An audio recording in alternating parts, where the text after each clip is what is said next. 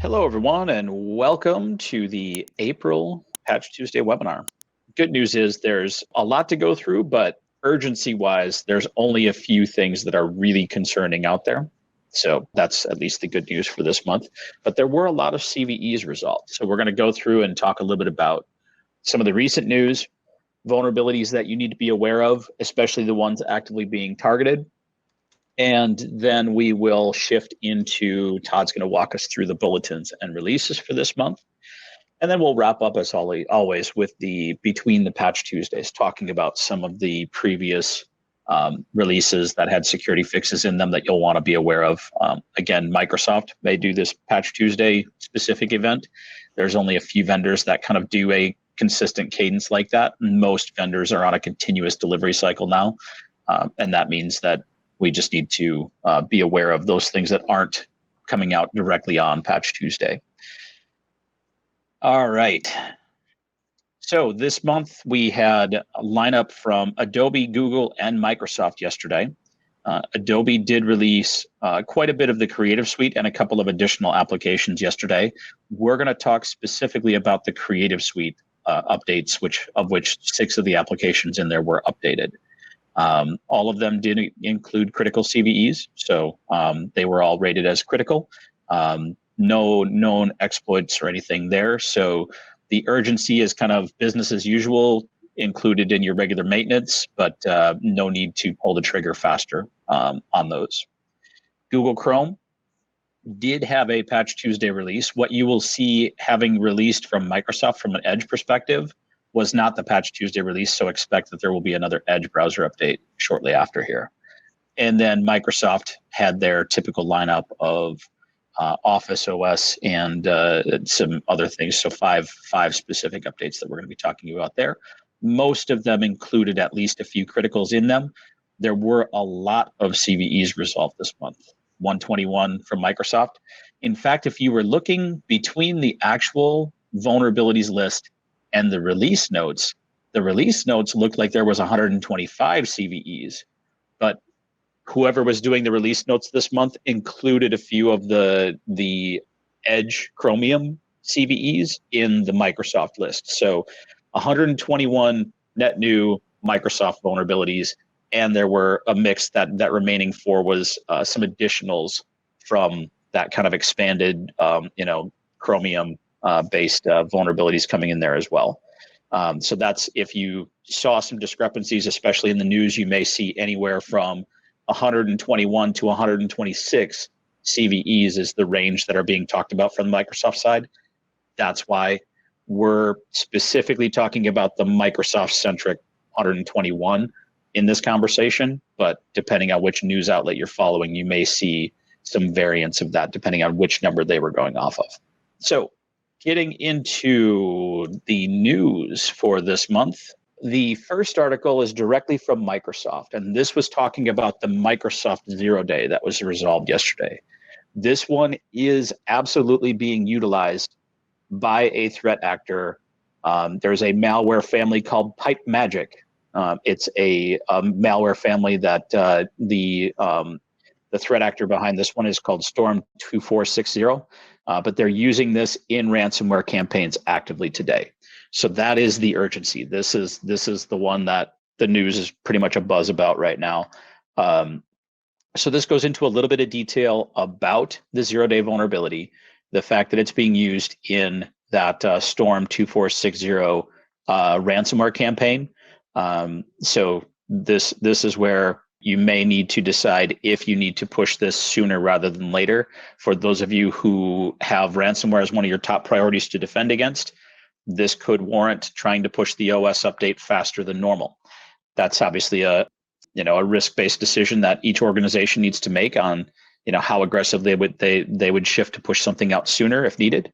But that's the concern with this one, is this CLFS exploit is actively being targeted by a threat actor who is using it in a ransomware campaign currently. So there is more details about the ransomware activity. This information may be used by your security teams to observe and monitor for traces of that type of ransomware within your organization. But the OS update this month does resolve this vulnerability. So that is the first article there.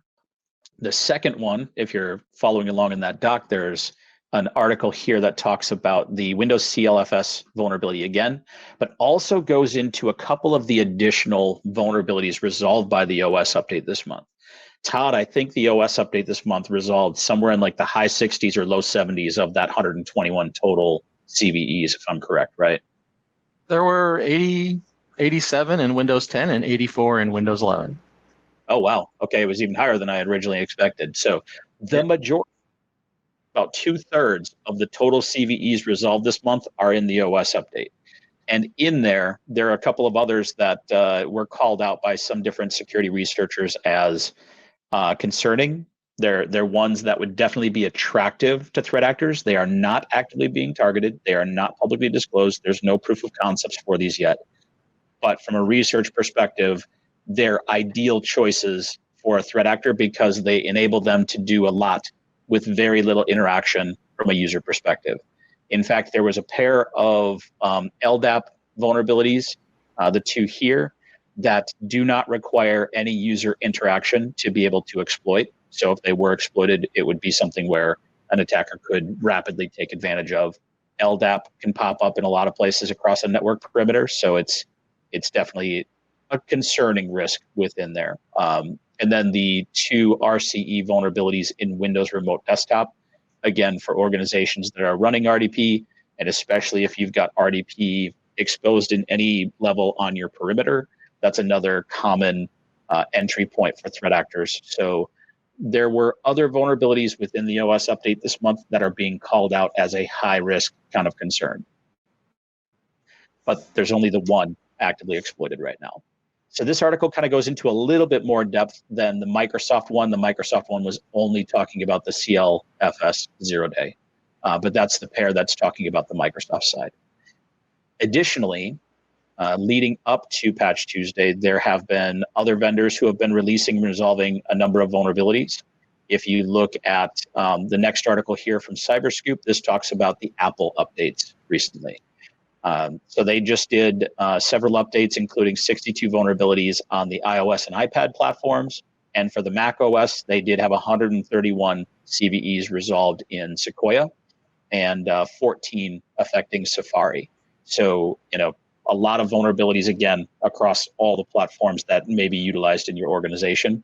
In the case of Apple, there's no new actively exploited vulnerabilities, but Apple did port some of the recent vulnerabilities that were actively being targeted back to older platforms because they have been targeted now on those older platforms. So if you remember the WebKit web browser engine vulnerability that was talked about previously, that one is actively being targeted on older platforms now. And the other 0-day was the disable USB restricted mode on a locked device. So those are actively being exploited on older platforms. So there's a little bit of detail about that here in this article, just giving you awareness that, one, a lot of vulnerabilities on the Apple side as well. So make sure you're keeping up with your cross-platform management there. And two, your older Apple devices are getting updates to resolve those two CVEs. So if you are running any older Mac OS or iOS devices, make sure to get those updated to fix those actively targeted vulnerabilities. On the Google side, our next article, the InfoSecurity Magazine article, is talking about the Google releases for Android that addressed two 0-day vulnerabilities as well. So multiple vulnerabilities. There were 60 additional vulnerabilities resolved, but two of them in particular are or have been used by different organizations to exploit vulnerabilities on the Android OS. So one of them, Celebrate, is an Israeli digital forensics firm. They've been taking advantage of a few of these vulnerabilities to break into devices. So digital forensics wise, yep, that's kind of a gray area, good and bad. But if these vulnerabilities get actively out into the hands of threat actors, that gets even more risky. So that just increases the risk there. You'll want to make sure that your Android devices are staying up to date. And the last news article here was talking about Google Chrome. So Google Chrome, this was not this week's update or even last week's update, but the update from the week of March 20th. There was a vulnerability there that was being discussed in, let's see if he drones on for a little while, and okay, here we go. We're finally getting into the actual vulnerability. So the security update for Chrome 134 is resolving this particular vulnerability and doesn't actually give the CVE anywhere in here. That's always helpful. But that is I don't like the way some of these vendors break up everything with all of the junk in between, so you can't even follow the article well. Oh yeah, here it is. I was going to say, I thought I saw the CVE somewhere. This is a vulnerability 2025-2476, use after free memory issue in the Lens component of the Chrome browser, and could enable remote attackers to exploit heap corruption via crafted HTML. So that's the vulnerability that was resolved in that update on the week of March 20th, and the one that you want to make sure is in place. Now, since then, there have been, call it around 15 additional CVEs resolved in the 2 Chrome updates after that. So along with that update from March, you've got 2 additional Chrome updates that are resolving multiple vulnerabilities, and you'll just want to make sure your browsers are all up to date. Firefox and Chrome both released security updates on April 1st, no joke. And then Chrome again on Patch Tuesday did release another security update. So one of the things, for those of you who read the blog article, we have a blog article that goes out on Patch Tuesday with a little bit of guidance. In there, one of the priorities I've been talking about quite a bit, but I kind of reiterated here based on the recent actions here. Browsers, you really need to get to a cadence of updating weekly. There's so much of a continuous release cycle with the browsers. Chrome releases weekly, meaning Edge releases weekly. And Firefox releases 2 to 3 times a month on average. And if there's 0 days in any of those, add additional releases beyond that. So updates like this are rather continuous. And the good news is most browser updates don't require a full system restart. So you can just make sure to keep pushing those updates for your browsers and do so independent or in parallel with your regular monthly maintenance. So for those of you who are using Ivanti neurons for patch management, you remember the update we did back in July last year was giving you the ability to create 3 parallel tasks within your policy. 1 for your normal monthly maintenance, 1 for priority updates, and 1 for more 0-day response. And each of those can target different levels of updates that you want to include. My guidance to most people when we're talking about that is, keep your OS updates and your normal, like everything kind of maintenance in that first task. Put things like your browser updates into that priority updates bucket, and then have that 0-day response be a daily task that only has to do anything if you've specifically decided that you need to attack an update sooner than anything else.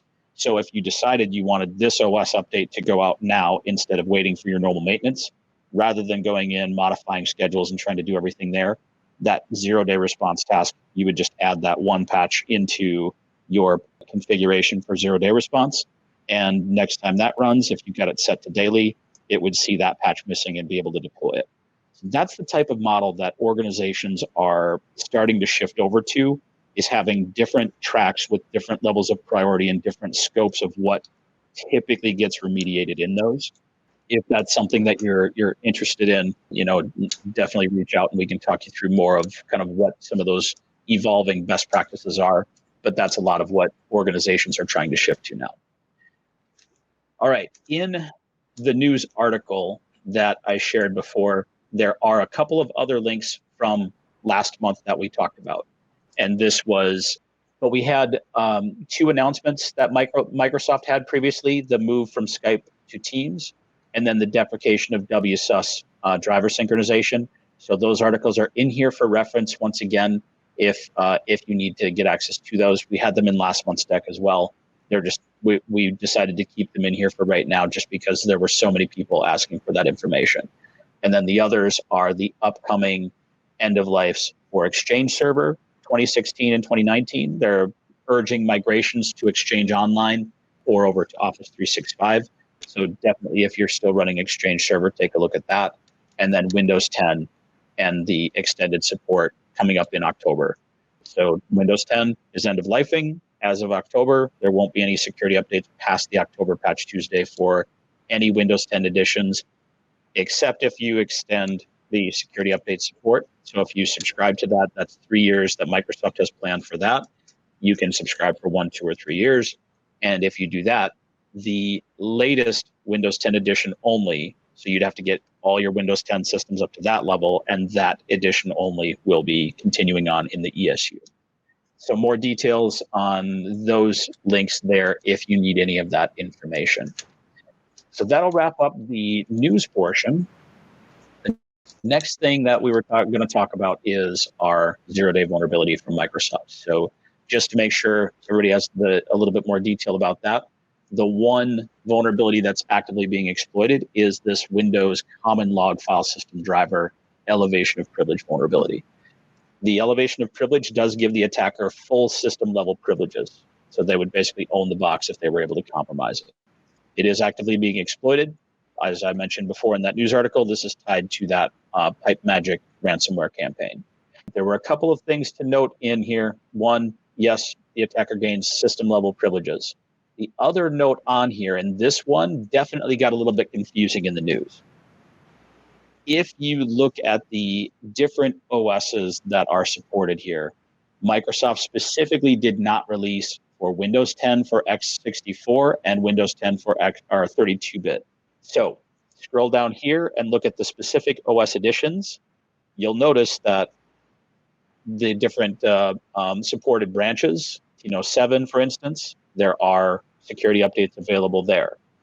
It's only that original release, Windows 10 x64 and Windows 10 32-bit, that don't have the information there yet. So if you are running, and Todd, is this the LTSC? Is that the specific branch that the original That's Windows correct. 10? Yep. That's what they don't make it very clear here, and that's why I wanted to point this out. If you read any of the news articles that are saying Windows 10 updates are not available, it's a bit conflated. It's specifically the original Windows 10 branch, which is the LTSC. That one is not yet released. Microsoft said that in all of the OS updates. You're going to see that note just like we saw. And if you scroll down to the OS section under there, your security updates should be available for all Windows 10 branches except for the LTSC. So that's only a concern if you're running the LTSC for specific use cases. It's not going to be all of you, and it's not going to be widely used in the cases where you've got it. Those of you who know you are using it, be aware that OS update is not yet available. So, Chris, the same discussion came up yesterday on patchmanagement.org. There was a long discussion around LTSC versus all the rest other. They like, hey, all the other Windows 10 updates came out. What's going on? So yes, It is that one. Microsoft was not clear on when, and the only notification you're going to get is that the release notes will be updated for these specific things. So in the case of depending on how you're implementing your patching, you may have a challenge with the visibility around that. So if you are running LTSC, it might just be a good idea to check, use the 0-day CVE as kind of your touch point, but basically monitor this for when it gets revised. When they revise it, basically you're going to see a note in the revisions down at the very bottom. There'll be a 2.0 and whatever date that it came up on, and they will state that they've released the update for Windows 10. And then you will see the Windows 10 packages be made available there. The links will be live. At that point, you'll have everything you need, depending on if you're doing it through the Microsoft stack, through the Ivanti platform, or any other vendor, depending on who you're using for your patching. That's the indication of when you'll get that there. If you are doing something a little bit more sophisticated, you could probably monitor something like one of these, a specific CVE using the Windows Catalog APIs, just to see when does it revise any of those OS CVEs this month, and look for that as your trigger. But depending on how your organization is monitoring things, this one is definitely going to be most of us are going to have a hard time seeing this pop up unless you've got something actively monitoring for change, right? Our content team is going to be monitoring for that. So as soon as those release, we'll be looking to add content support for that and get it released out to our customers. So that's the situation there. Go ahead, Todd. Got anything else? Long just dropped us a note. He said the official name is Windows 10 Enterprise 2015 LTSB still. So got it. Thank you, Long. All right. So that is it for the news. I'm going to switch back over to the slides, and we're going to talk about a couple of other things of note. From the Ivanti side, there was one security update this month. That's for those of you running Ivanti Endpoint Manager. This was 6 vulnerabilities that were in a third-party library. We got that library updated, and a patch is available for that. No public disclosures or active exploits against those, but just so you're aware, there is a security update there. Affected versions, if you're running 2022 SU6 and previous, or 2024, there is a patch available for you. On the Linux side, we have a partnership with a vendor called TuxCare. TuxCare does an excellent job of keeping up on the Linux market. The Linux market, as many of you know, is a little bit more nebulous than the Windows or even the Apple kind of platforms as far as how well things are documented and how they roll out. A lot of times Linux takes a lot longer to kind of distribute down through all the different distributions because we're dealing with open source. Some of these are more actively maintained than others. Some have a stronger security focus than others. So that's where things get a little bit challenging at times. We have asked TuxCare to give us kind of the what should people be watching for at any given time and get kind of a few key nuggets of here's the top things or the things that should be top of mind for you. This month, the first one of these is kind of more of an end of life awareness. Again, Linux platforms may have more chance of like end of life components or older aging components in them than your other platforms, depending on how maintained it is. In this case, the first one here, CVE 2025-24070, is a vulnerability in the .NET framework. And that is on all platforms, Linux and Windows. The mitigation here, the thing to call out, and the concern from the Linux side is there's a lot more cases of older .NET versions out there. Your vulnerability scanners may or may not detect these vulnerabilities on the .NET 6 side, depending on if they're doing detection for things that are end of life. Microsoft did not document anything as end of life there because technically that .NET 6 is end of life, so they didn't really update anything new for it. But if you are still running .NET 6, this vulnerability is exposed or applicable in that case. .NET 7 is also exposed to this vulnerability, but it will not be patched in that version. So no official patches for this vulnerability will occur for 6 or 7. You need to move forward to newer .NET versions to resolve this. So kind of more of a awareness if you do have older .NET versions. They are now accumulating security risk, and you do want to look at how do you mitigate or remove those from your environment. Next is CVE 2025-24813. This is a vulnerability in Tomcat running on any Linux distributions. So it doesn't matter what distro you're on. If you're running Tomcat on there, this is definitely a vulnerability you want to be concerned about. Score on this is a 9.8.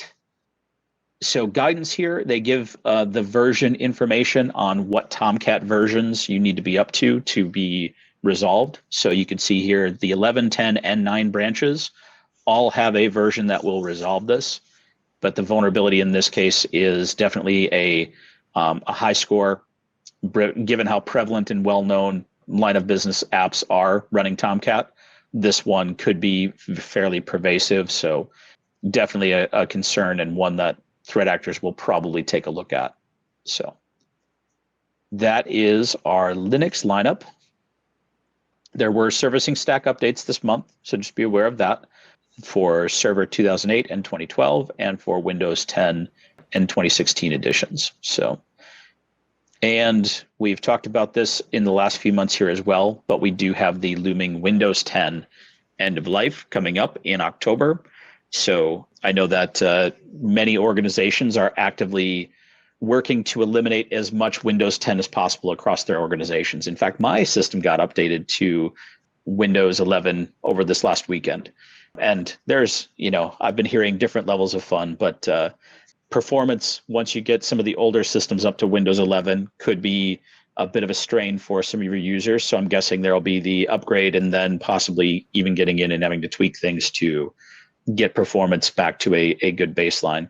If you're running on older hardware, things like Copilot will absolutely put a bit of strain on those systems. In fact, when my system got upgraded, I'm getting a refresh shortly, but it was running probably 10 to 50% CPU usage when I was doing nothing on the system.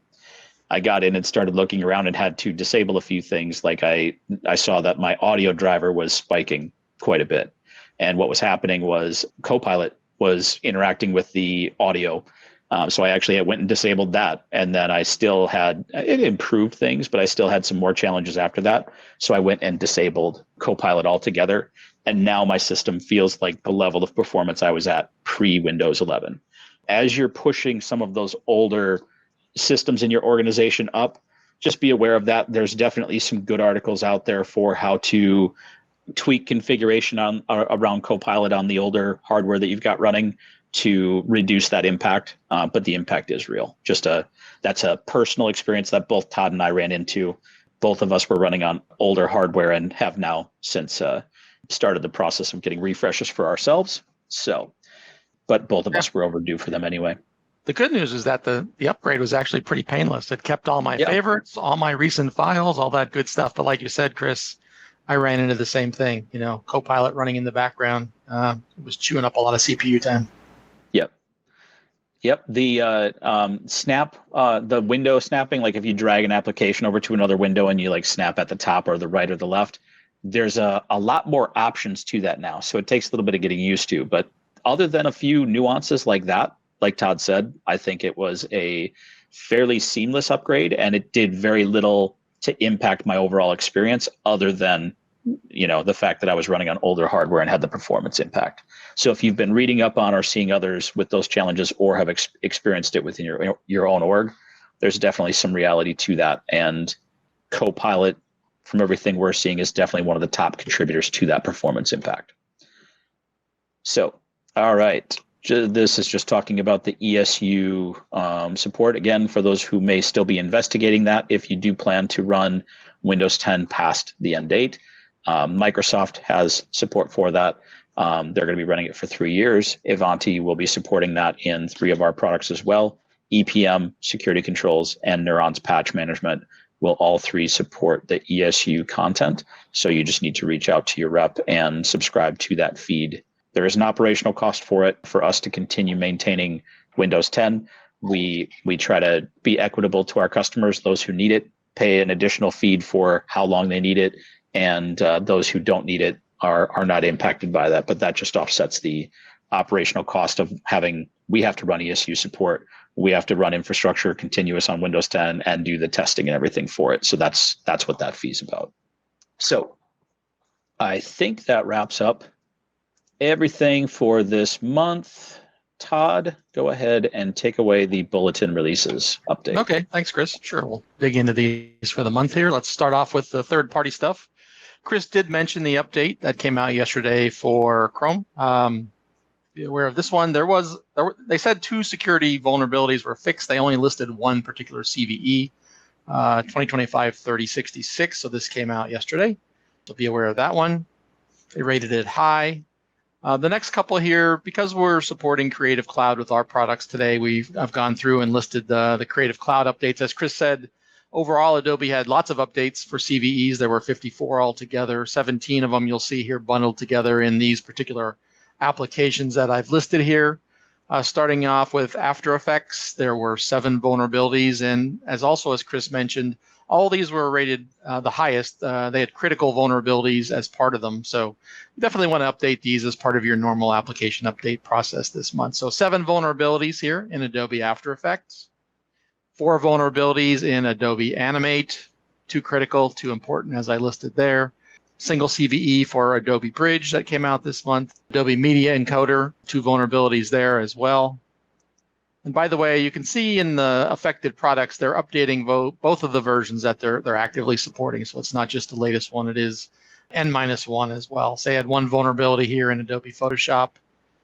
And then finally in Premiere Pro, they had 1 additional vulnerability fix there as well. So again, going through, make sure that your Creative Cloud is being updated regularly. Moving into the juicy stuff, the Windows updates that came out yesterday. As I talked earlier and I mentioned on when Chris was, of the 121 vulnerabilities that were released, this one fixed 84 in Windows 11. Pretty big update for this month. I highlighted in red here the 1 known exploited vulnerability that Chris covered, number 29824. He went through that in quite a bit of detail. As usual, they kind of lump their updates together into 2 forms. There's the 2022 H2 and 23 H2. A common update there, covered with KB 5055528, and then 24H2 and Server 25 is in the other one. So be aware of that. Again, a Windows 11 update. There were a number of issues reported. Some of these are carryover. We've talked about this Citrix update from the session recording agent that they've had for quite a while now. We've been carrying this forward since January. Citrix does have a workaround identified in the KB. You can go through and read about that. And Microsoft still says they're working on a, on-the-fly fix as well. So we'll see how that happens. Second thing that popped up this month is the second one I've called audio events here. They said this isn't necessarily a technical problem, but there is a reporting inconsistency. So you may not run into any performance or operational issues with this. But if you're looking into the log and seeing, looking for specifically these audio log on, log off events, audio audit log on, log off events, you might not see them properly identified. So they didn't mention this. They did go in quite a bit of detail about how to go in and modify the registry settings to make sure you're getting accurate results if you really need them. It's a rather extensive step-by-step process. And of course, as usual, they said they are working on an update for this. But this just did appear this month for the first time that I've seen. Another issue that popped up, an edge case with going through and setting up. Funny this should be mentioned since Chris and I just both went to this and didn't see this particular issue, but they did see the hello screen when you update your system has some issues. And really it's kind of interesting what they said. Well, basically just go through and run through a second time, setting up your PIN, setting up your Face ID, those kinds of things, and it will be corrected. So just be aware of that one. It's kind of a minor thing, but they did point it out that it is showing up on some of their systems. And of course, this issue with the Roblox game has been around for quite a while now. On the Windows 10 side, 87 vulnerabilities updated, so a few more. Again, the same known exploited vulnerability is present in the Windows 10 updates as well. The 29824 vulnerability Chris talked about. Very similar as far as some of the issues that they're seeing from the Windows 11 side that I just talked about.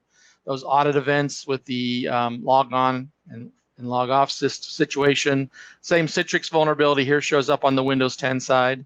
One thing that was unique, and this one's been carried along for 3 months now, is this issue that has to do with this broker.exe.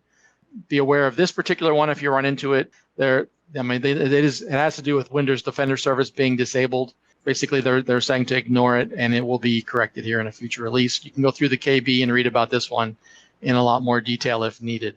A lot of issues across a lot of different versions of Windows 10. Server 2022 in particular had all 3 issues reported this month. And then finally there on the 2022, particularly version 23H2, the Citrix issue is present there as well. It seems like the Citrix issue is pretty prevalent across all versions of the operating system. So just be aware of those as you go through. Those are the known issues reported this month for April. Office updates, large update for Office this month for the on-premise versions, the 2016 versions. You'll notice here, there also, Chris talked about Android vulnerabilities. There were, obviously, in addition to the OS stuff that Chris was talking about in the news, Microsoft is updating Office on Android as well. They addressed several vulnerabilities there. Again, 17 this month. None of these are known, exploited, or publicly disclosed, so I don't have anything in red here to show you as far as CVEs go.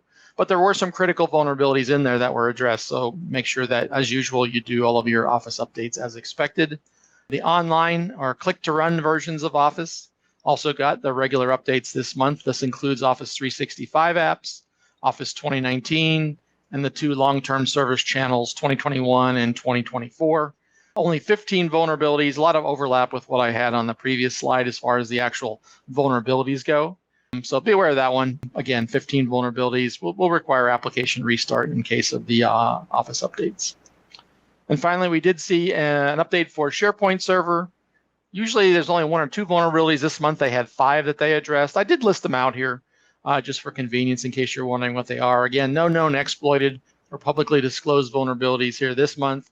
And they rated this as only as important. So again, this is the only important one that's listed this month. All the others we rated as critical just because there were critical vulnerabilities addressed in them. Moving on to the Between the Patch Tuesdays, as Chris mentioned, we try to cover as much of the hot stuff on that first set of slides and go through the bulletins as to what came out yesterday or the day before.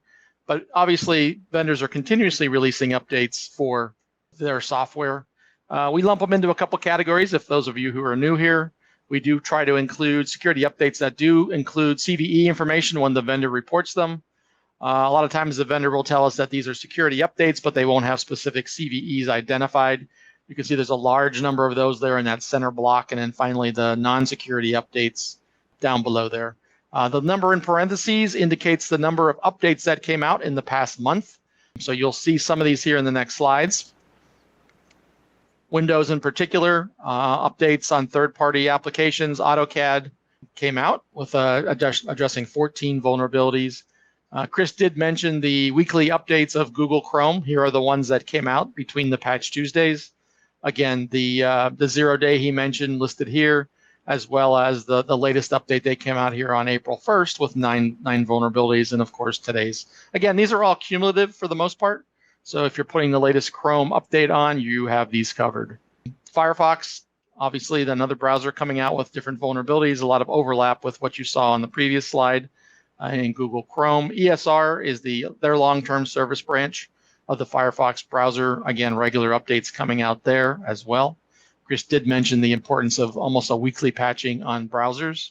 A couple others here, Snagit, Thunderbird, their long-term service branch, again from Mozilla. VMware Tools had an update that fixed the one vulnerability. And if you're running Zoom in your environment, they did have an update that came out back on March 31st. Looking to the Apple side, where you include Apple information in our regular presentation here as well. Same breakout as far as the vulnerabilities go. Chris did cover in quite a bit of detail, talking about all the vulnerabilities that are now showing up in the OS that Apple's having to deal with. Same kind of numbers that overlap here. I include the links behind these number releases here if you want to go and take a look at them. Sequoia, the latest version, had 131 vulnerabilities. So make sure that you're updating there regularly.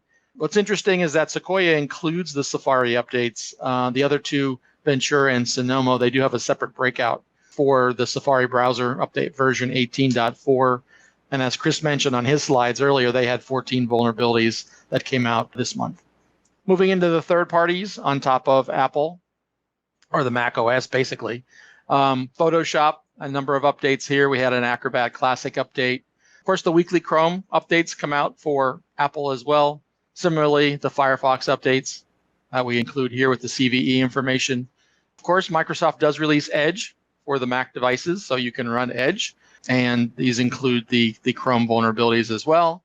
Again, here, 3 vulnerabilities, then 1, and then the latest one had 13 vulnerabilities that was released here on April 3rd. So again, make sure you're keeping your browsers up to date on both your Windows and your Mac devices.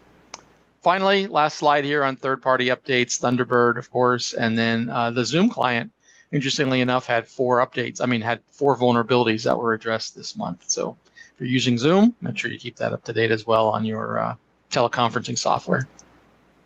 Thanks all, and have a great month. We'll talk to you next month. Thanks, everyone. Bye.